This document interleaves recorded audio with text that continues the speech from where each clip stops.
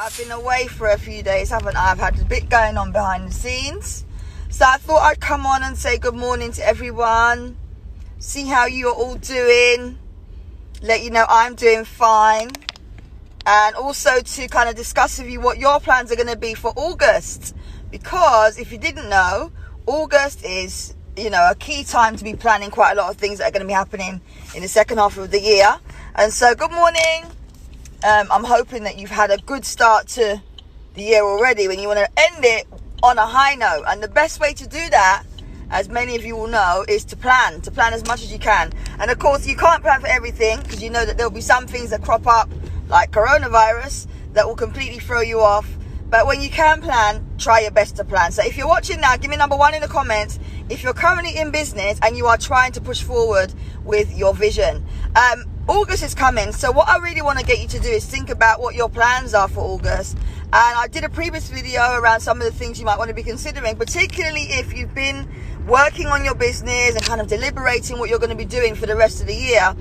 But you might not think this is a good idea, but I'm going to share it with you. Start planning from now for your festive, if you have any, campaigns. Good morning. Start planning from now for your fireworks night, whatever you're going to do with regards to Hanukkah or Diwali. Start planning now, because even though we're only in July, what you'll find is that if you put the plans in place, then you're more organized. You understand what you need in terms of resources, and also you can get more stuff done in the prep to all of these things happening. So you might not believe this, but companies like John Lewis, even though they're shutting down a few of their stores, Sainsbury's, Boots, they've already started mapping out their festive activities in terms of their catalogue, in terms of their products, even in terms of their special offers. The product development teams, the people that do the services, even down to staff and resources, are all being planned now. So it's important that you appreciate that even as a small business owner, you have to understand that there are certain things you want to be ironing out from now to give yourself that head start. So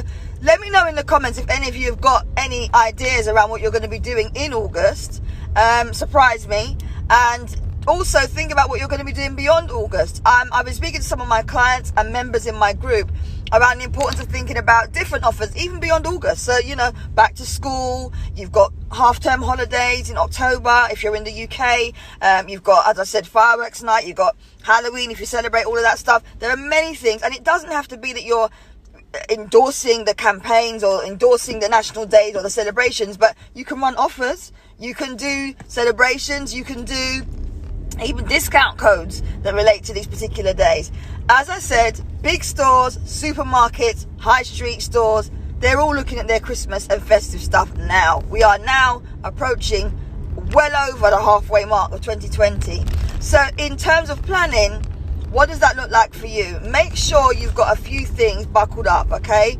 If you need more staff or you're thinking about getting more staff in, you want to be putting the feelers out from now, because recruitment takes a little while, especially if you're making things like skincare or tangible items. You really want to make sure that those items can be made up without you feeling stressed. If you're getting lots of orders, what you don't want is challenges with not having enough people to make up the orders, all right?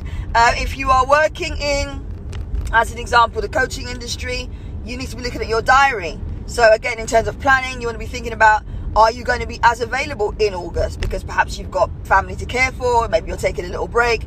Good morning.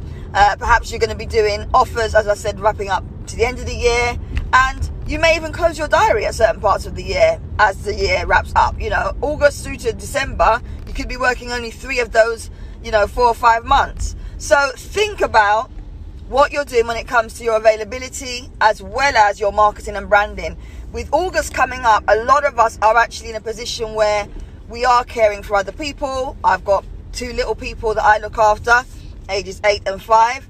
And so my diary every year is always shut down in August. Good morning. It's always shut down in August. And then I do other things around that accommodate my lifestyle in this busy period. Obviously, with it being lockdown, there's a lot more that I have to do with my children because they're still at home with me.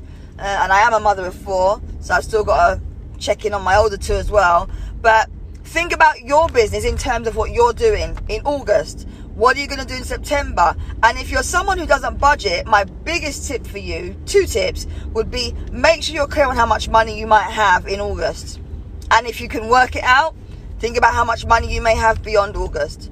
Similarly, in terms of your time, you also want to be thinking about your time available, as I said, and how accessible you can be to your clients, new customers, people that want to speak to you for 10 minutes, people that want to meet you for coffee, even to go to events. You've got to be looking at all of these things, because this will help you get clarity on how much availability you've got to work on your business, right, versus working in your business. All right, and there is a very clear difference. If you know that difference, put a number 2 in the comments for me. There is a difference between working on your business versus working in your business. And I think a lot of people struggle with working on their business. So key things like having a basic marketing plan, key things like knowing what your budget is, key things like understanding what your goals are for month on month, key things like understanding where your next sale's coming in. We don't understand that, but yet we'll be making cakes, we'll be organizing events, we'll be launching courses,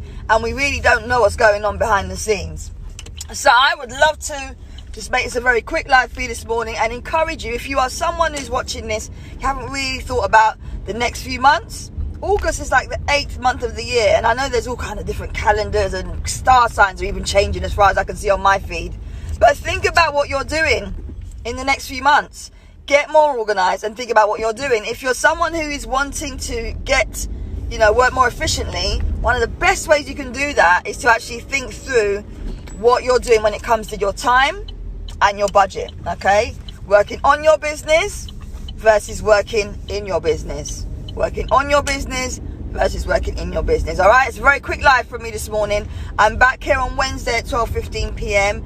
As I said, quite a few bits have been going on in my personal world behind the scenes. I'll update some of you on that via my newsletter. But do check out the link in my bio if you want free tips on visibility, on branding, even social media. Click on the blue link that's in my bio on this page, all right? Have a great week, everyone. I'll speak to you soon. Bye.